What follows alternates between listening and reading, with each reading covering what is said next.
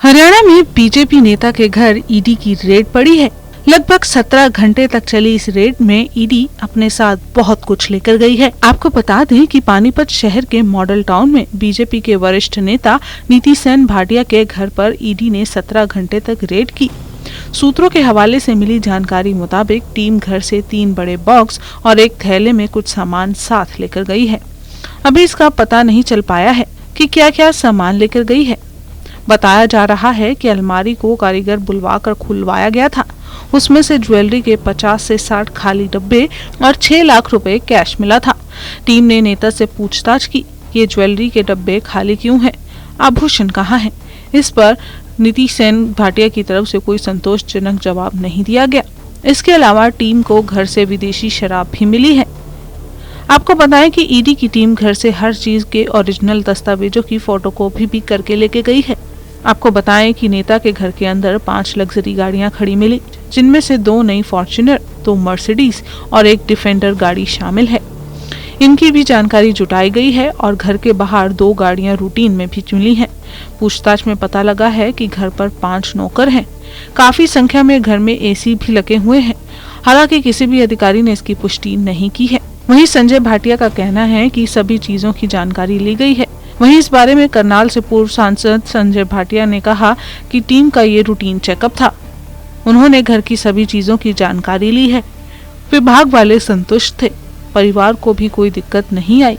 संजय भाटिया का कहना है कि नीतिसेन ने बहुत ही ईमानदारी से काम किया है। बता दें कि नीतिसेन भाटिया संजय भाटिया के मौसा हैं और रेड के दौरान वो भी घर के अंदर मौजूद थे। उनका रूटीन चेकअप है। उन्होंने जो जानकारियां दी उन्होंने चेक करा, जो घर में चीजें थी उसको डिटेलिंग करी, लिस्ट करी। सेटिस्फाई थे डिपार्टमेंट वाले भी और परिवार को भी कोई दिक्कत नहीं रही। सब जेन्युइन नॉर्मल, बिल्कुल कोई ना, आपके सामने ही है, सारे खड़े हैं।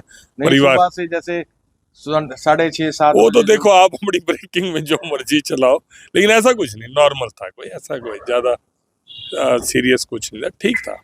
वो अपने चेकअप पे आए थे, सारा चेकिंग करने, और उन्होंने करी है। ठीक है। सुनने में आपके वहाँ पे भी जो पोंटा साहिब में भी वहाँ पे वो फैक्ट्री हो तो पहले भी जा चुके हैं, वहाँ पर दोबारा भी गए हैं। जो उनके पास इंफॉर्मेशन रहती है उसके आधार पे चेकिंग करते हैं। उनका ड्यू कोर्स ऑफ लॉ है और उनको करना भी चाहिए। उनके पास जो इंफॉर्मेशन है उसकी तसल्ली उनको करनी चाहिए, उसमें कुछ बुरा नहीं है, कुछ गलत नहीं था, बिल्कुल जेन्युइन और ईमानदारी से उन्होंने आगे का कुछ उन्होंने बताया हो। नहीं, आगे का उनका अपना डिपार्टमेंट है, उनका जो सिस्टम है करे, कोई दिक्कत नहीं। हम तैयार हैं उनको सहयोग करने के लिए हर तरह से। परिवार क्योंकि बुजुर्ग थे, काफी बुजुर्ग हैं जो नीतिसेन भाटिया जी, देखने में भी उनको दिक्कत है और मासी जी की तो वैसे ही तबीयत खराब रहती है। घर में 2 लेडीज ही थी।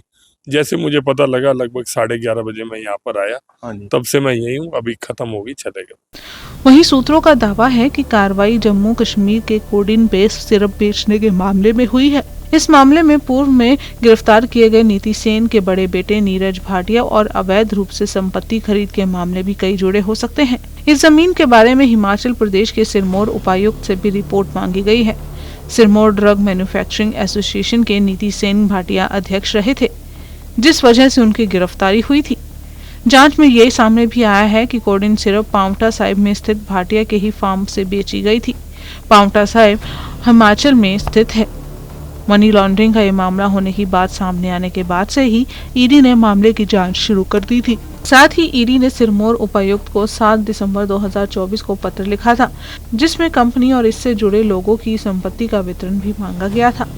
वहीं नीतिसेन भाटिया आपको बताएं कि प्रधानमंत्री नरेंद्र मोदी के पुराने साथियों में से एक हैं।